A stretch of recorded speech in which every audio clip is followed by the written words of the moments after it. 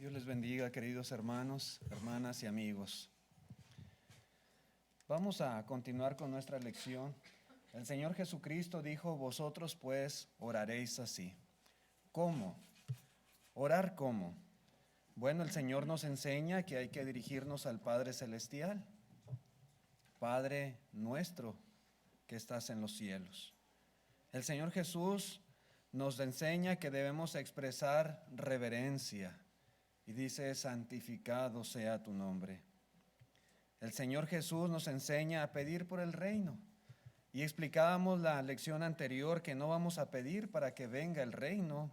Cuando el Señor les enseña esto a sus discípulos, el reino estaba ya cerca, pero todavía no venía, todavía no era establecido, y por eso tenían que orar de esta manera. Pero hoy en día podemos orar por el reino, el cual es su iglesia. Orar para que crezca, para que se expanda, para que se lleven a cabo los propósitos por el cual Dios lo tiene aquí en este mundo. Y también debemos orar preocupados de que se haga voluntad, su voluntad. Que la voluntad de Dios se haga en la tierra de la misma manera que allá en los cielos se hace delante de sus ángeles. Y hermanos, continúa el Señor explicando algunas otras cosas. Y vamos viendo, hermanos, que también nuestras oraciones deben de ser hechas con sensatez. ¿Por qué digo esto con sensatez? En el capítulo 6, pero en el verso 11, dice el Señor Jesús: el pan nuestro de cada día, dánoslo hoy. Sí. El pan nuestro de cada día.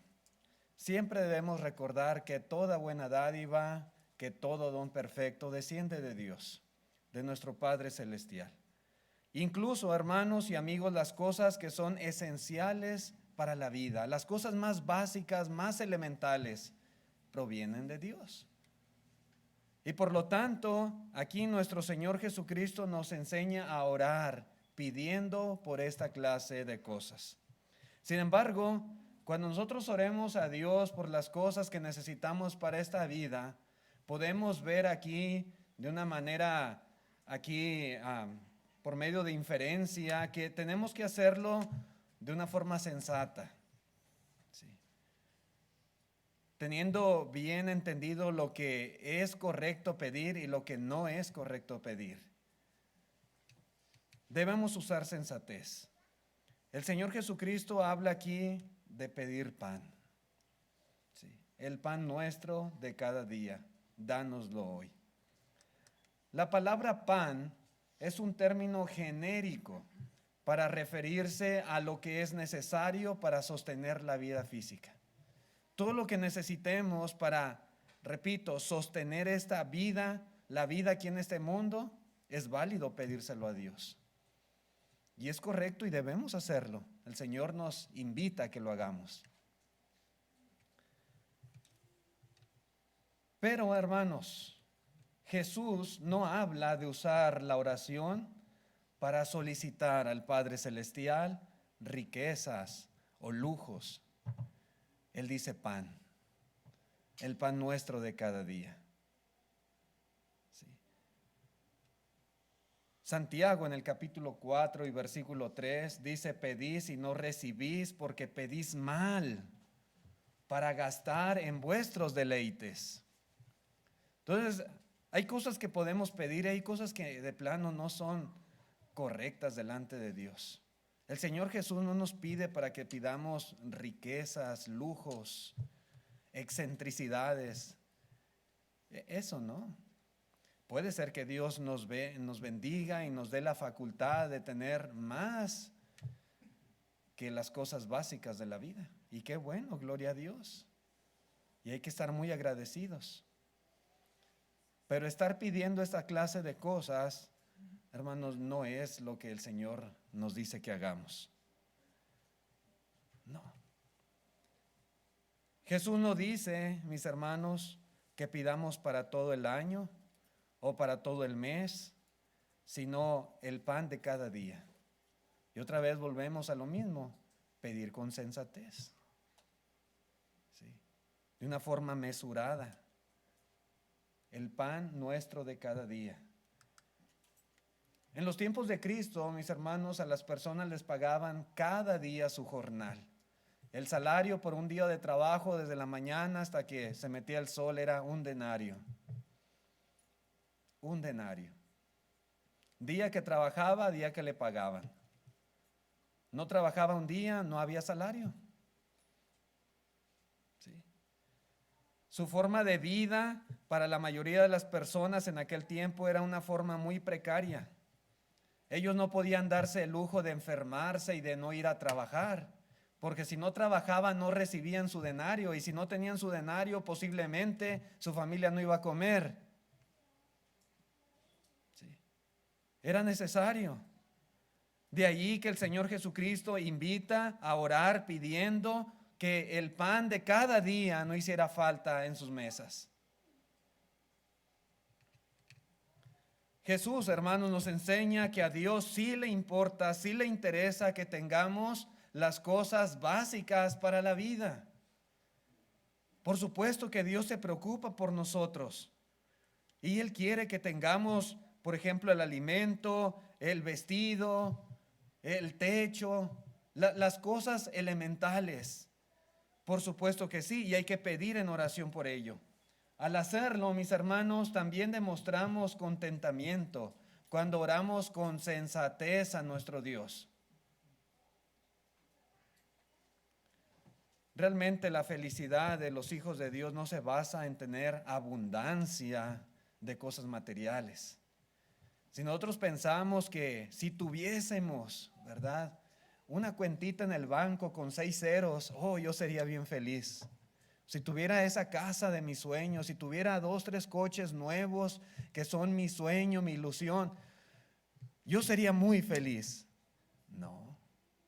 En realidad, hermanos, la felicidad no se basa en esta clase de cosas materiales. El apóstol Pablo, cuando escribe la primera carta a Timoteo en el capítulo 6, versículo 8, él dice: así que teniendo sustento y abrigo, estemos contentos con eso. ¿Sí? Sustento y abrigo implica cosas básicas, cosas elementales. Hoy en día, hermanos, la gran mayoría de nosotros estamos grandemente bendecidos, en el sentido que tenemos más que sustento y abrigo. Puedo asegurar que todos los que estamos aquí en este lugar tenemos más que esto. ¿Sí?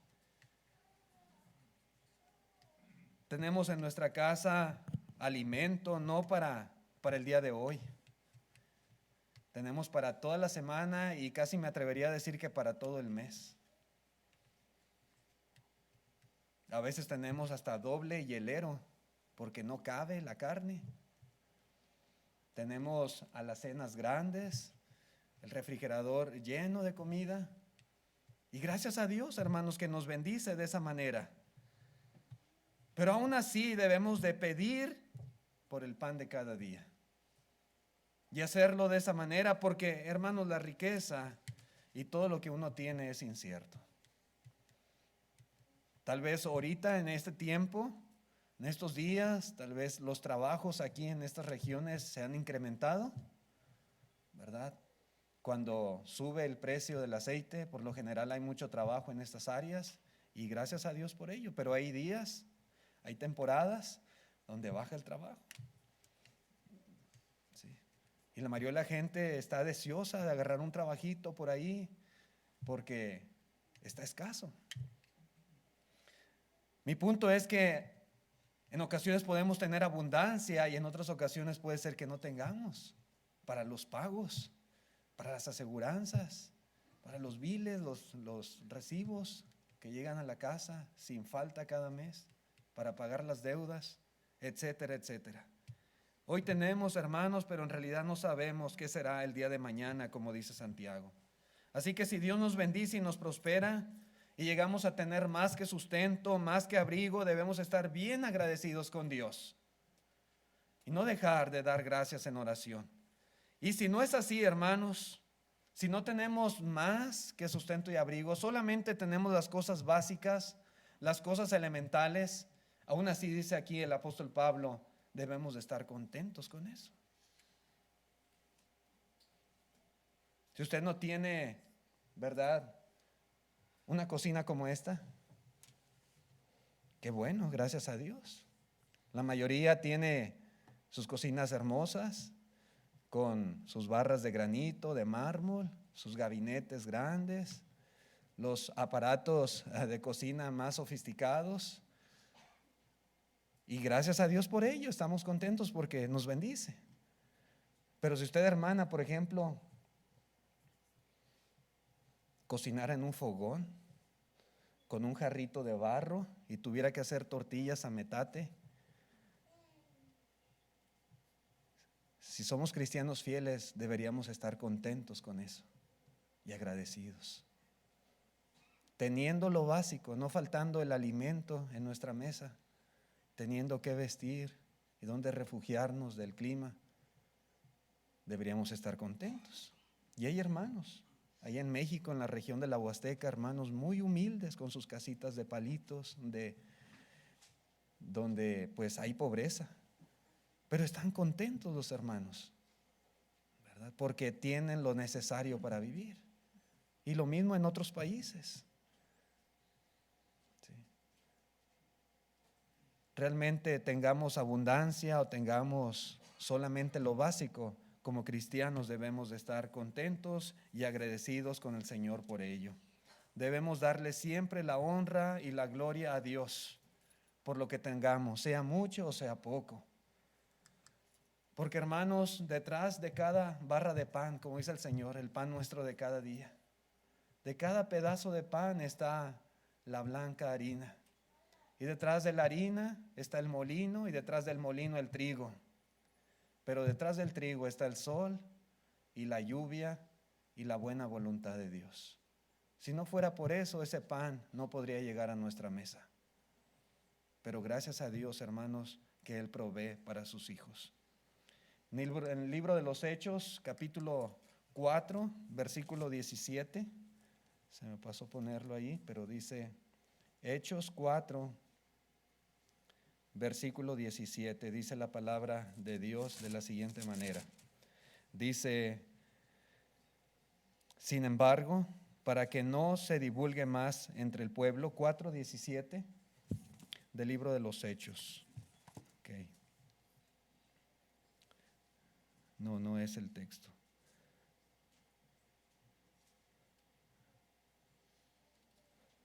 Bueno, pero el punto es que el Señor, hermanos, nuestro Dios es el que provee para nuestras necesidades. Y no ha quedado Él sin testimonio, ¿verdad? Sino que Él ha provisto de estaciones y lluvia y tiempos fructíferos para que podamos tener nosotros lo que necesitamos. Pero también, hermanos, el Señor Jesucristo nos enseña a pedir humildemente y a ser humildes en nuestra forma de orar.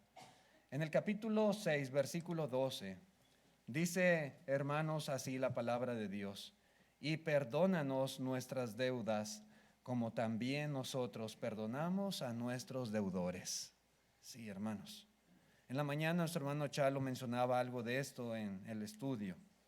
La palabra deudas, la palabra griega que se traduce es opeilema, y en el Nuevo Testamento se utiliza para referirse a ofensas, a culpa o pecado. Sí. En el texto paralelo de Lucas capítulo 11 versículo 4 dice, y perdónanos nuestros pecados. Cuando oramos a Dios pedimos perdón por nuestras faltas, nuestros pecados. Dice, porque también nosotros perdonamos a todos los que nos deben, y no nos metas en tentación, mas líbranos del mal. Humildemente, hermanos, implica que no debemos de ser orgullosos. Ustedes recuerdan aquella parábola del fariseo y el publicano. Y el fariseo era un hombre orgulloso, que se creía justo en su propia opinión, y que empezaba a describir cosa por cosa todo lo bueno que él hacía. Nosotros no debemos orar como oraba el fariseo, sino orar como lo hacía el publicano, de una manera humilde, reconociendo ante la presencia de nuestro Dios cuando hemos pecado y rogando su perdón. Hermanos, debemos pedir por nuestras faltas. Sí. A veces como explicaba también nuestro hermano, inclusive llegamos a faltarle a Dios sin estar conscientes de ello. En otras ocasiones estamos conscientes. Sí. Pero no debemos dejar esas cosas, no debemos irnos a la cama, no debemos dormir sin pedirle a Dios perdón por nuestras faltas. Reconociendo que somos humanos y que podemos fallar y que necesitamos estar en paz con Dios. Y el único que puede perdonar pecados es Dios. Cuando oremos, hermanos, es algo que no debe de faltar en nuestras peticiones. Y es que cada que pecamos ofendemos a Dios. Es posible también que algunos pecados ofendan a las personas que están a nuestro alrededor y hay que pedir perdón a ellos también. Pero si no hay alguna persona ofendida, Dios sí se ofende. A Él le fallamos. Porque cuando pecamos estamos violando, infringiendo su ley. Estamos siendo rebeldes, estamos siendo desobedientes. Cada vez que pecamos, ofendemos a Dios. Sí. En la primera carta de Juan, capítulo 1, versículo 8, dice la Escritura: si decimos que no tenemos pecado, nos engañamos a nosotros mismos y la verdad no está en nosotros. Si confesamos nuestros pecados, Él es fiel y justo para perdonar nuestros pecados y limpiarnos de toda maldad. Si decimos que no hemos pecado, le hacemos a Él mentiroso y su palabra no está en nosotros. No podemos nosotros ir por la vida de una manera orgullosa, altanera, creyéndonos justos, perfectos, ¿verdad? Cuando en realidad somos imperfectos y caemos, pecamos, dice aquí la palabra de Dios. Si decimos que no tenemos pecado, nos engañamos a nosotros mismos y la verdad no está en nosotros. Pero si nosotros cumplimos con las condiciones que el Señor ha establecido al pedir perdón por nuestras faltas, hermanos, Dios escucha nuestra oración y Dios nos perdona. Podemos tener la seguridad de que Dios nos perdona. Y por eso el Señor dice que debemos pedir a Dios perdón por nuestras faltas. Solo los hijos de Dios, hermanos, solo los que han nacido de nuevo por la obediencia al Evangelio, tenemos el privilegio de dirigirnos en oración a Dios y pedirle perdón si hemos cometido alguna falta, algún error. Aquellos que no han aceptado a Cristo, aquellos que no han obedecido el Evangelio, ellos no pueden pedir perdón a Dios en oración. Ellos necesitan convertirse. Ellos necesitan arrepentirse, obedecer el plan de salvación de Dios, obedeciendo el Evangelio y siendo bautizados. El cristiano, para recibir perdón ora, el incrédulo necesita convertirse. En el libro de los Hechos, en el capítulo 8, versículo 13, encontramos a Felipe predicando ahí en esa ciudad de Samaria y mucha gente creyó, y entre ellos también un hombre llamado Simón. Dice en el verso 13, también creyó Simón mismo y habiéndose bautizado, estaba siempre con Felipe. Y viendo las señales y grandes milagros que se hacían, estaba atónito. Y este hombre fue perdonado sus pecados porque creyó en el Señor Jesucristo, creyó a la predicación del Evangelio y obedeció, fue bautizado. Pero más adelante vemos que este hombre intentó sobornar a los apóstoles. Él quería también tener el poder de transmitir un don espiritual con la imposición de sus manos. Y les ofreció dinero para que él pudiera tener también el mismo poder que ellos. Y él pecó. Él pecó. Y dice la Escritura que el apóstol Pedro le dice: arrepiéntete, en el verso 22, arrepiéntete pues de esta tu maldad y ruega a Dios, si quizá te sea perdonado el pensamiento de tu corazón. Dependía mucho de su arrepentimiento sincero, genuino de corazón. Pero, ¿qué tenía que hacer? Él, siendo ya un cristiano que había caído, que había faltado a Dios, ofendido a Dios, Él tenía que pedir perdón, rogar en oración al Señor. Otra condición muy importante para recibir el perdón cuando lo pedimos a Dios es el estar dispuestos a perdonar a quienes nos ofenden. Muchas veces, mis hermanos, queremos ser perdonados, queremos que Dios, ¿verdad?, perdone todo lo que nosotros hacemos, pero nosotros mismos no estamos dispuestos a perdonar a aquellos que nos ofenden. Y guardamos ahí en nuestro corazón resentimientos, amarguras. Muchas veces hasta tratamos de desquitarnos o de cobrar venganza por las cosas que nos hacen. Y así esperamos que Dios nos perdone. Eso no es correcto. No es así. Leíamos por la mañana la parábola de aquellos dos deudores. Un hombre que tenía una deuda de 10,000 talentos.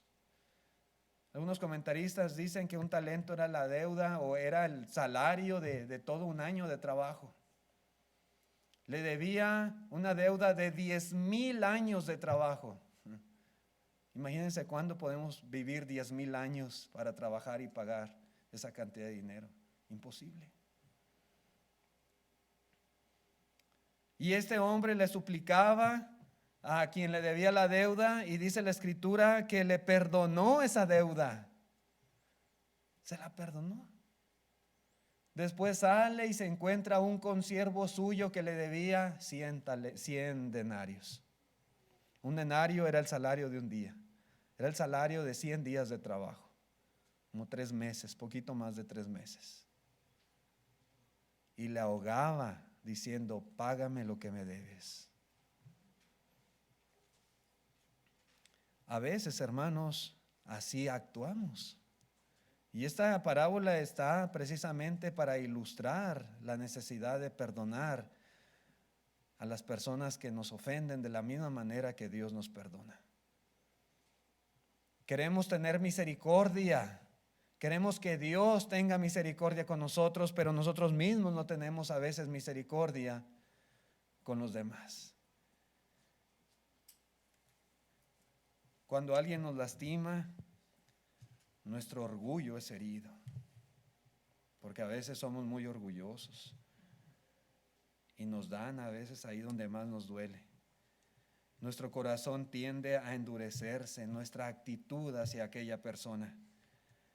Algunos quieren hasta devolver mal por mal y buscan de una u otra manera vengarse, desquitarse, hacérselas pagar. Así como me lo hiciste, me las vas a pagar. Y eso, hermanos, no es correcto. Existe la posibilidad de que la persona que nos ofendió tal vez no se arrepienta y tal vez no nos pida perdón nunca. Pero eso no quiere decir, hermanos, que vamos a tener nosotros una actitud vengativa hacia él o hacia ella. Nuestra actitud no debe de ser jamás de rencor o de amargura contra nadie, independientemente de lo que nos hayan hecho, independientemente si nos han pedido o no perdón. No estoy diciendo que debemos perdonar si la persona no se arrepiente y no nos pide perdón.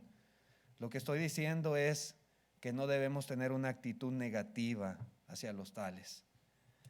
Cuando el Señor Jesucristo, mis hermanos, Él agonizaba en la cruz, después de haber sido golpeado, después de que le escupieron, después de que lo torturaron y se burlaban de Él, le insultaban, estando ahí en la cruz, clavado con sus manos, sus pies, el Señor decía: Padre, perdónalos porque no saben lo que hacen.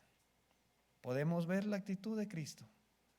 No estaba diciendo: Padre, destrúyelos, acaba con ellos, Padre mío. No estaba diciendo así. Decía: perdónalos porque no saben lo que hacen. Lógicamente, para que ellos recibieran el perdón, tenían que cumplir con los requisitos que Dios ponía. Allí en Hechos 2 podemos ver que ellos que habían crucificado al Hijo de Dios fueron perdonados de sus pecados, pero tuvieron que arrepentirse y ser bautizados, como les dijo el apóstol Pedro. Mi punto es la actitud de Jesús. Esa debe ser nuestra misma actitud también para con los que nos ofenden. Hermanos, ¿qué pasaría si no estamos dispuestos a perdonar?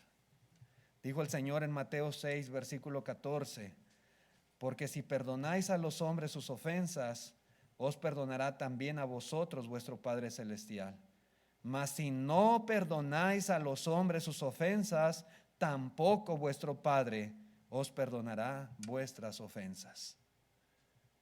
Hermanos, ¿y qué pasaría si Dios no perdona nuestros pecados o nuestras ofensas hacia Él?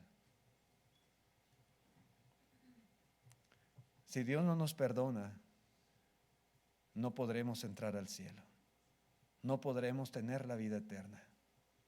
Seremos arrojados fuera a ese lago que arde con fuego y azufre, que ha sido preparado para el diablo y sus ángeles, si Dios no nos perdona.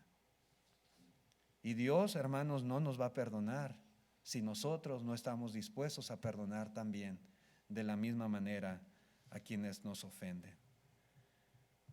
Siempre que pidamos a Dios que nos perdone, debemos ser humildes y preguntarnos, ¿hemos perdonado a las personas que nos han agraviado, que nos han herido? ¿O todavía sigo sacando cosas del pasado y guardando rencor, resentimientos hacia los tales? Hay que ser humildes, hermanos, en la manera de orar a nuestro Dios. En Romanos capítulo 12, versículo 17, dice, no paguéis a nadie mal por mal, procurad lo bueno delante de todos los hombres. Si es posible, en cuanto dependa de vosotros, estad en paz con todos los hombres. No os venguéis vosotros mismos, amados míos, sino dejad lugar a la ira de Dios, porque escrito está, mía es la venganza, yo pagaré, dice el Señor. Si depende de nosotros, hay que estar en paz con las personas. Nuestra conciencia tranquila, ¿sí? Y no buscar venganza ni represalias. Esto es algo que le toca, que le corresponde solamente a nuestro Dios. Él es justo y Él sabrá de qué manera Él vengará, ¿verdad? Todo eso que tal vez hemos sufrido, nos han hecho, nos han escarnecido, qué sé yo. Así que hay que ser humildes en nuestra manera de orar al Señor. Pero también, hermanos, Jesús nos invita a orar pidiendo ayuda en la tentación. Volviendo al versículo 13, dice el Señor, y no nos metas en tentación, mas líbranos del mal. Mateo 6:13. No nos metas en tentación, mas líbranos del mal. Está diciendo Jesús que la tentación a pecar proviene de Dios. No nos metas en tentación. Por supuesto que no, hermanos. Por supuesto que no. Dios no tienta en el sentido de incitar o seducir a las personas a que cometan pecado. Dice Santiago en el capítulo 1, verso 13, cuando alguno es tentado, no diga que es tentado de parte de Dios, porque Dios no puede ser tentado por el mal, ni Él tienta a nadie. Dios no tienta a nadie en ese sentido de invitarle a que haga lo malo. Hermanos, Dios prueba la fe de los hombres, pero Dios no tiene tratos con el mal, ¿sí? Y por lo tanto Él no incita, Él no seduce absolutamente a nadie a pecar. En ese sentido, hermanos, no pensemos, ¿verdad? Cuando oremos a Dios y pidamos ayuda en la tentación, no pensemos que Dios es el que tienta, porque no es así. La palabra griega, peirasmos, puede significar tanto tentación como prueba. Ambas cosas. Si la palabra, hermanos, aquí la entendiéramos como tentación en un sentido pecaminoso, ¿sí? Entonces lo que Jesús nos está diciendo es que pidamos al Padre Celestial que nos ayude a sobreponernos a la tentación. Al decir, no nos metas en tentación, mas líbranos del mal, ese sería el significado. ¿Sí? si aplicáramos la definición a tentación en el sentido de hacer lo malo. Que nos ayude a soportar. Un comentarista muy famoso llamado Adam Clarke dice: esto es un mero hebraísmo. Se dice que Dios hace algo cuando permite que se haga. No que Dios nos esté tentando, mis hermanos.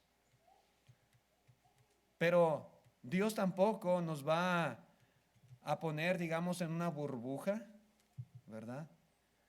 No vamos a estar teniendo una protección especial de Dios para que nunca jamás ninguna tentación mala venga a nosotros. Dios no hace eso. De una manera milagrosa, protegernos. Dijo el Señor en su oración allá en Juan 17, no te pido que los quites del mundo. El Señor no pedía que nos sacara y nos pusiera allá en la luna, donde no tuviéramos contacto con el pecado, con las personas malas, ¿no? El Señor pedía para que fuésemos guardados del mal. Sí. Dios, hermanos, no nos incita a pecar, pero Dios tiene el poder para protegernos de la tentación y para darnos las fuerzas para resistir y soportar el mal. Dios puede hacerlo. Vivimos en un mundo, como dice Juan, que está bajo el maligno. La corriente del mundo es fuerte. Y muchas veces, hermanos, cuando hay concupiscencias en nuestro corazón y se presenta la ocasión, viene la tentación. Sí. Pero Dios, hermanos, tiene los medios poderosos suficientes para ayudar a sus hijos a resistir la tentación, a no caer en ella. Cuando oramos, cuando confiamos en Dios, Él proporciona poder para enfrentar todas esas tentaciones y dificultades que podemos experimentar en este mundo. No nos metas en tentación, mas líbranos del mal. Puede significar ayúdanos, Señor, a evitar esos caminos que nos traen tentación. Y ayúdanos con tu poder a vencer las tentaciones que nos toque enfrentar. Sí. Día con día, hermanos, puede ser que experimentemos tentaciones. Sí. Y Dios, hermanos, tiene el poder para ayudarnos en ello. Repito, Dios tiene medios que ha puesto en esta tierra para nosotros, para que hagamos uso de ellos, para poder recibir ese poder, esa fuerza, para poder vencer la tentación y al maligno, que es el que trae la tentación.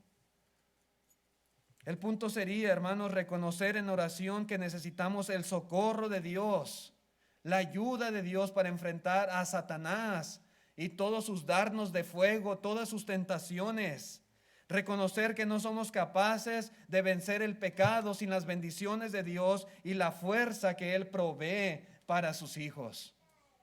Necesitamos su ayuda. No somos autosuficientes. No somos lo suficientemente fuertes por nosotros mismos para vencer a Satanás. Necesitamos de la ayuda de Dios.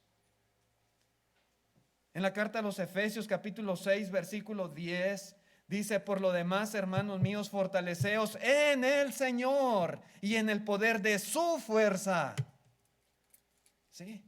Necesitamos de eso. ¿Para qué? Dice el verso 11, vestíos de toda la armadura de Dios, para que podáis estar firmes contra las acechanzas del diablo. Porque no tenemos lucha contra sangre y carne, sino contra principados, contra potestades, contra los gobernadores de las tinieblas de este siglo, contra huestes espirituales de maldad en las regiones celestes. Por tanto, tomad toda la armadura de Dios, para que podáis resistir en el día malo y, habiendo acabado todo, estar firmes. Por supuesto que Dios tiene poder para ayudarnos. Y Él lo provee, lo pone accesible a todos sus hijos para vencer las tentaciones. Y cuando oramos a Dios y pedimos ayuda en ese sentido, repito, no es que Dios mande la tentación, ¿sí? Pero Dios, mis hermanos, tiene el poder para ayudarnos a resistirla. Y hay que pedirle. El apóstol Pablo en el capítulo 4 de la carta a los Filipenses, verso 13, dice: todo lo puedo en Cristo que me fortalece. Nuestra fuerza espiritual, hermanos, no es porque comemos muy bien en la casa.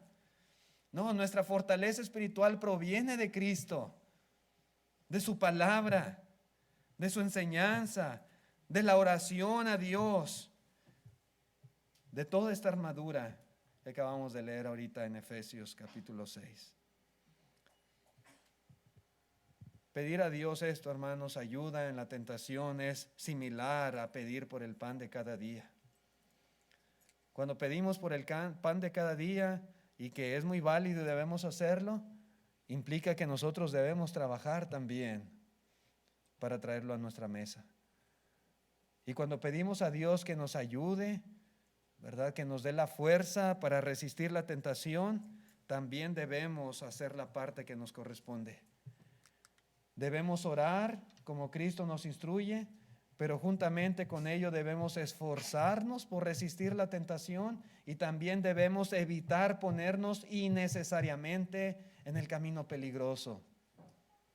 Si sabemos que tenemos ciertas flaquezas, ciertas debilidades, ciertas concupiscencias, que en un momento dado, si se presenta una ocasión, podemos llegar a ser tentados, hermanos, más vale que nos alejemos.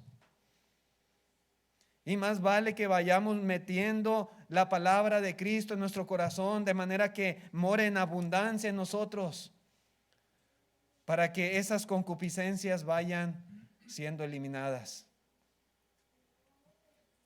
Sí. Por otro lado, es posible interpretar la palabra griega peirasmos como pruebas, simplemente. Sabemos que Dios permite que nuestra fe sea probada. ¿Recuerdan el caso de Job? Su fe fue probada. ¿Recuerdan el caso de Pedro, que fue zarandeado como trigo? Su fe fue probada y Dios lo permitió. Muchos hermanos en el primer siglo que los romanos persiguieron, que sus hijos fueron devorados por las bestias, que ellos mismos, hermanos, eran echados al Coliseo romano para servir como espectáculo, que muchos de ellos les prendían fuego, los crucificaban, etcétera, y su fe era probada. ¿Sí?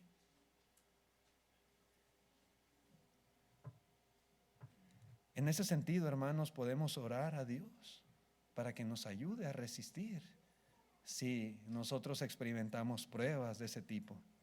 Pedro, en su primera carta, capítulo 1, verso 6, dice: en lo cual vosotros os alegráis, aunque ahora por un poco de tiempo, si es necesario, tengáis que ser afligidos en diversas pruebas, para que, sometida a prueba vuestra fe, mucho más preciosa que el oro, el cual aunque perecedero se prueba con fuego, sea hallada en alabanza, gloria y honra cuando sea manifestado Jesucristo. Sí. En Apocalipsis capítulo 2, versículo 10 dice: no temas en nada lo que vas a padecer. He aquí el diablo echará a algunos de vosotros en la cárcel para que seáis probados. Y tendréis tribulación por 10 días. Sé fiel hasta la muerte y yo te daré la corona de la vida. Los hermanos ahí en Esmirna tenían que sobreponerse a esta prueba. ¿Sí? Y era el diablo el autor de la prueba, pero Dios, hermanos, no iba a sobreprotegerlos de manera tal que ellos no experimentaran esa prueba. Pero el libro de Apocalipsis fue escrito con esa finalidad de fortalecer la fe de los hermanos que estaban siendo perseguidos. Dios provee para sus hijos la fortaleza. Y les dice: sé fiel hasta la muerte. Y aquí viene, hermanos, el galardón, la motivación a sobreponernos a esas pruebas. Yo te daré la corona de la vida, dice el Señor. Así que cuando oremos a Dios ¿verdad? En ese sentido que dice Cristo, no nos metas en tentación, mas líbranos de mal. Bien podemos estar diciendo a Dios esto precisamente, que nos ayude en las pruebas, porque tentación también puede traducirse como pruebas. Nuestro hermano Wayne, en el comentario que escribe acerca de este pasaje en particular, dice: no nos metas en tentación. Significa pues que Dios no nos meta en circunstancias demasiado difíciles para nosotros, y que siempre nos provea la salida de la tentación y la fuerza necesaria para soportar toda prueba. Y eso es lo que debemos de pedir. Señor, que mi fe no falle. Señor, ayúdame, fortaléceme, que tu palabra transforme mi corazón y me dé el valor para poder soportar y para poder enfrentarme a cualquier circunstancia de la vida. En la primera carta a los Corintios, capítulo 10, verso 13, dice: no nos ha sobrevenido ninguna tentación que no sea humana. Y cuando habla aquí de tentación, no está hablando, por lo general lo relacionamos con tentación en el sentido de pecar, pero es en el sentido de la prueba. Dice: fiel es Dios, que no os dejará ser tentados más de lo que podéis resistir, sino que dará también juntamente con la tentación la salida para que podáis soportar. Sí, mis hermanos, sabemos que las pruebas son necesarias para nuestra vida. Nos purifican, nos ayudan a ser mejores, a poner nuestra mirada en los cielos, a buscar más a Dios. Pero a la vez, hermanos, también no queremos ser probados de manera tal que no podamos resistir. Y aunque Dios lo ha prometido, aunque Dios ha establecido límites para las pruebas de acuerdo a nuestra capacidad, no debemos de dejar de pedir en oración. Así como el Señor nos instruye, como Él nos enseña: no nos metas en tentación, mas líbranos del mal. Siempre debemos de estar pidiendo a Dios en relación a esto. Fuerza, valor, fe para soportar, sea tentación en el sentido pecaminoso o sea prueba en el sentido de aflicciones o persecuciones. Y eso es lo que dice el Señor Jesús. Y rápidamente, hermanos, también el Señor nos enseña a expresar doxología. La palabra doxología es un término simple que se refiere a expresiones de alabanza, honor y gloria. Y de esta manera el Señor Jesús concluye esta oración modelo con una doxología. Dice ahí en Mateo 6:13: porque tuyo es el reino y el poder y la gloria por todos los siglos. Amén. Los apóstoles y los escritores de la Biblia frecuentemente utilizaban doxologías cuando ellos finalizaban sus cartas. Por ejemplo, el apóstol Pedro, ya al final de su primera carta, en el capítulo 5, verso 11, dice: a Él sea la gloria y el imperio por los siglos de los siglos. Amén. Judas también al final de la carta dice: al único y sabio Dios, nuestro Salvador, sea gloria y majestad, imperio y potencia, ahora y por todos los siglos. Amén. Esto es doxología. La carta de los Hebreos también, ya en la parte final, dice: y el Dios de paz, que resucitó de los muertos a nuestro Señor Jesucristo, el gran pastor de las ovejas, por la sangre del pacto eterno, os haga aptos en toda buena obra, para que hagáis su voluntad, haciendo Él en vosotros lo que es agradable delante de Él por Jesucristo, al cual sea la gloria por los siglos de los siglos. Amén. El apóstol Pablo, en la parte final ya de la carta a los Filipenses, dice: al Dios y Padre nuestro sea gloria por los siglos de los siglos. Amén. Son doxologías que normalmente eran comúnmente utilizadas por los escritores de cartas cuando se enviaban a personas en particular, a hermanos, a iglesias. Y cuando nosotros oremos, una excelente manera de concluir nuestras oraciones es expresando alguna doxología, como hemos visto algunas en estos textos. Alabar a Dios por su poder, alabarle por su gloria, por su majestad. Y esto es básicamente, hermanos, la forma en que Jesucristo nos enseña a orar. Vosotros pues oraréis así. Así, de esta manera que hemos nosotros visto a través de estas dos lecciones. Jesús, hermanos, aquí no menciona, ¿verdad?, en esta oración modelo que pidamos en su nombre, en el nombre de Cristo Jesús. Pero entendemos, porque el Señor en otras partes de la Escritura sí lo enseña y sí lo especifica y sí lo dice, y los mismos apóstoles en sus escritos también enseñaban a que oremos y pidamos todo en el nombre de Cristo Jesús. En el contexto del Nuevo Testamento se nos enseña a terminar nuestras oraciones pidiendo todo en el nombre de nuestro Señor Jesucristo, como se menciona en esos textos que escribí ahí en la pantalla. Y así, hermanos, básicamente es la forma en que Jesús nos enseña en el Sermón del Monte cómo nosotros debemos de orar. Y hemos visto también, nuestro hermano Carlos nos ha enseñado estudios muy buenos en cuanto a cómo orar a Dios. Solamente pues falta ponerlo en práctica. Todo lo que hemos aprendido, hermanos, es para ponerlo en práctica en nuestra vida personal y en las oraciones que también hacemos muchas veces públicas. Gracias, mis hermanos, por su atención prestada a esta lección. Dios les bendiga. Vamos a estar de pie los que puedan para ir a Dios en un himno de invitación.